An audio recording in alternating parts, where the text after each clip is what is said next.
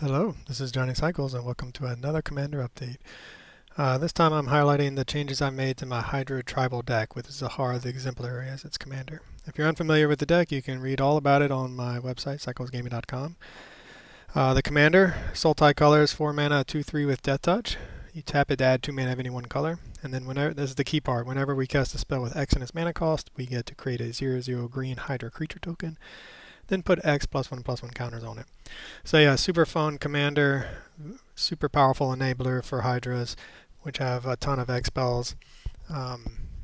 Really fun with counter shenanigans since we get to make the creature and then put the counters on it, so it triggers all those cards that double up counters. So yeah, check it out, read it all about it. You can even watch me take on a mono red goblins deck with it as well. So anyway, let's get right to the changes. Some of the changes are me finding and finally getting older cards, and some are some of the new cards. So first up, Benevolent Hydra. Just a great card. It's basically a Hardened Scales on a body. Right, for 2 mana we get a 1/1 that functions as a Hardened Scales, and then it scales up as the game goes along, triggers our commander's static ability, and then we can use it to move counters around. So tap it, remove one counter from it, put that counter on another one, but since it's static ability, we end up getting 2 counters on that creature. So super powerful. And I took out Hardened Scales for this one. Second up, Neverwinter Hydra. Yeah, this is from Adventures in the Forgotten Realms, Commander Precon. I finally got a copy. I don't really know where it fits into Dungeons and Dragons, but for us, it's got super sweet synergies, and more importantly, trample. So as you'll see throughout the changes I've made in the deck, is I've tried to find as many Hydras that have trample as possible, as well as I've increased the ways we can give our creatures trample. So one of the most frustrating things about this deck is if we're playing against like that Goblin deck, for instance, a deck that can flood the board with tokens, and we have a ton of Hydras, like 18 Hydras, 12 Hydras, 6 Hydras, but we don't have any way to give them trample. They just get jump blocked for days until our opponent can stabilize, turn the corner, find their combo cards or whatever to finish us off. So having trample is great. Ward 4, I love Ward on my Hydras and Dragons. We don't get enough of it.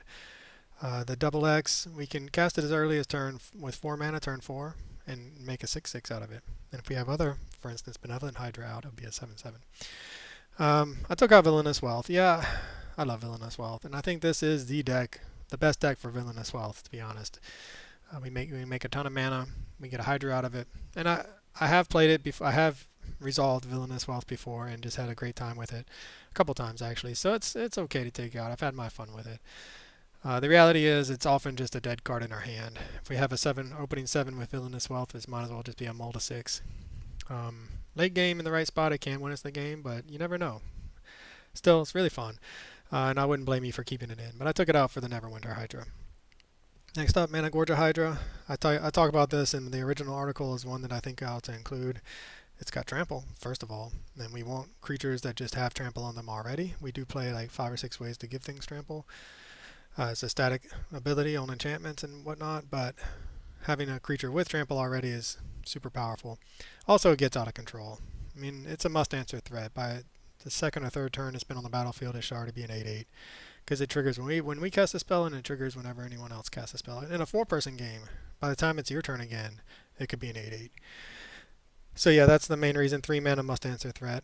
Took out Endurance. Yeah, we're cutting down our graveyard answers. But I don't know, that's a plant. It looks like a plant. Elemental Incarnation versus Scavenging Ooze. We still play Scavenging Ooze. This art isn't the one I'm talking about. One of the new arts just kind of looks like a Hydra if you squint. But anyway, I always knew I'd take out Endurance over a Hydra. I want to stick to the Hydra Tribal as much as possible. It does weaken our graveyard answer, so if we are playing up against a deck that's really abusing the graveyard, we'll be missing that Endurance, but it's Hydra Tribal. I want to play as many Hydras as possible. Next up, one of my all-time favorite new Hydras, well, all-time favorite Hydras, and a new one, Mossborn Hydra from Foundations. I'm having so much fun playing this in Modern. Holy cow, it is just busted. It's maybe not as busted in Commander as in that Modern deck that you can watch on YouTube, and I'll be posting an article about in the future. But yeah, I mean, it just comes down as a lowly 1/1, but if you have a fetch land, it's suddenly a 4/4. We have some of these counter shenanigans like Branching Evolution or Benevolent Hydra, and I can't even do the math. It just a single fetch land with something like Branching Evolution out, and I mean it just is already out of control. And it has that keyword trample. So we play 6 fetch lands, or ways to fetch lands that we can trigger it twice in a single turn. Otherwise, it's another 3 mana must answer threat from our opponents, if they leave it on the battlefield, will probably just die to. Took out Spellseeker. It's a great card, but it's generically good in almost any blue deck. It's a human wizard, doesn't fit our tribe, and I want to make room for Hydras. I'm not going to cut a Hydra for a Hydra if I still have a card like Spellseeker in it. Those are the creatures I've added and taken out, and then are mostly added and took out a few creatures along the way, and then a sorcery and an enchantment. And moving on to the artifacts that I've added, Herd Heirloom, one of my new favorites. It's just such a powerful card in any sort of creature strategy with green. It ramps us, granted only for creatures, but like I said, creature strategy. And then it gives that all-important word trample to one of our creatures. It's got to be power 4 or greater, but still, most of our Hydras will be 4 or greater. And like I said, trample is essential for the success of our deck. Finally, it gives us some conditional card draw. Give our biggest creature trample, get the damage through, draw a card. Pretty sweet. Took out Simic Ascendancy. And this is such a fun card. No one's going to deny how much fun it is. I did get one Simic Ascendancy win with it. It was in the deck for years before I got a win with the Simic Ascendancy, but I got the win. Now I can feel like I can take it out and have unlocked that achievement.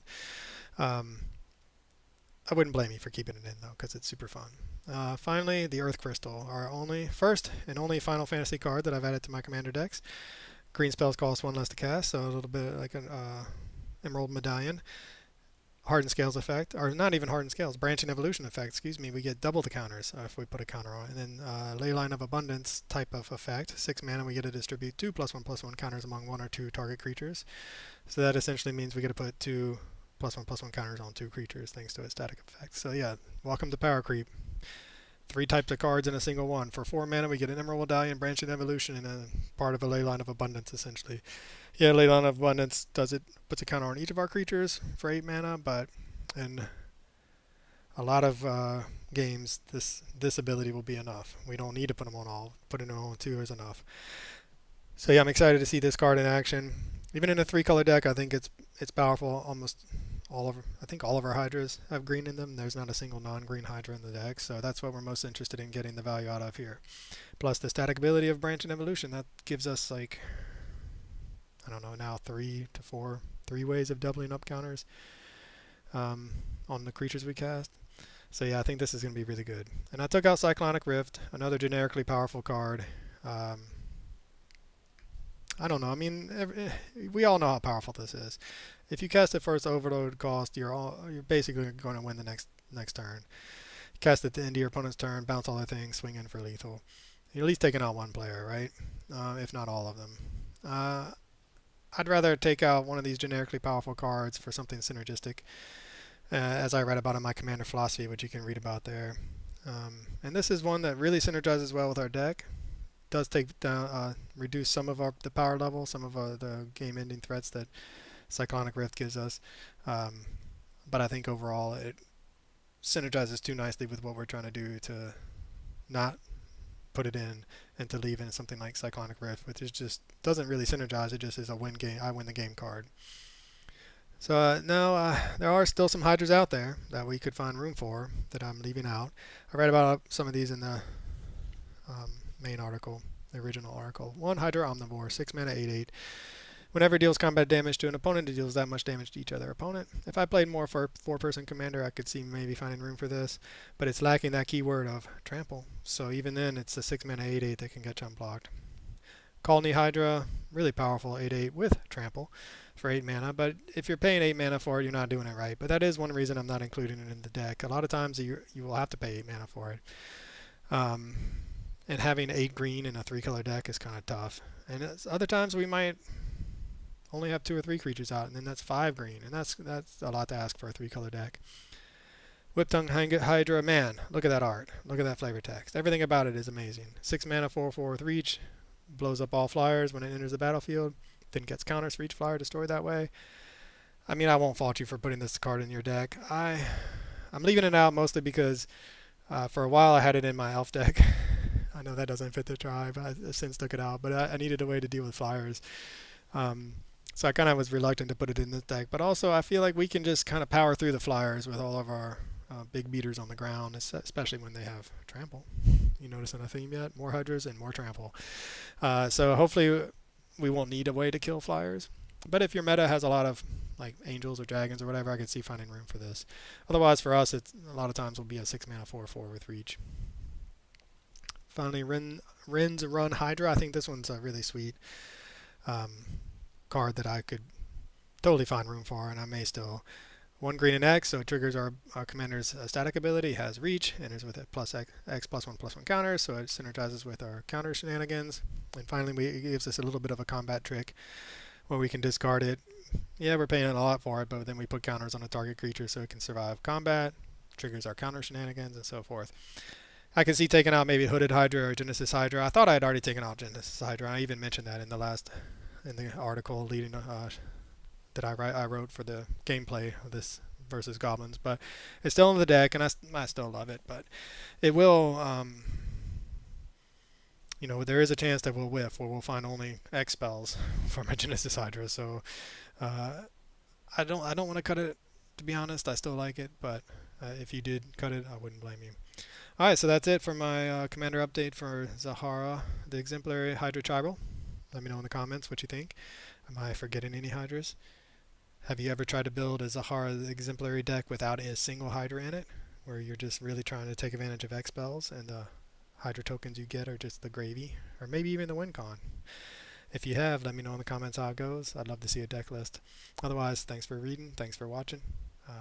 If you're on YouTube, click that subscribe button. Everybody counts. I'll catch y'all on the next one.